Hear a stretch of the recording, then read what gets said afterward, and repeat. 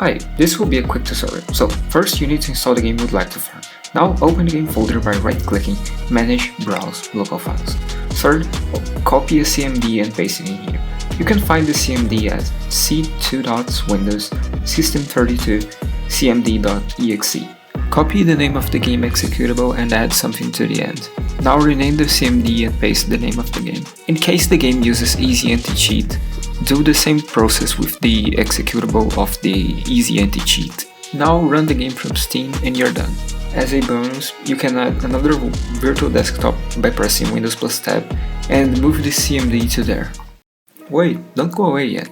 I believe that farming hours is a harmless way of turning a metric that people use to see how good you are at a game into something harmless and fun. That's why I decided to make this tutorial. If you'd like to see more code tips and tricks, please consider subscribing, because that will make sure that I will be making more awesome videos for you in the future. And as a last thing for you, here's a glimpse at a video I'm working on. That's it. Thanks. Bye!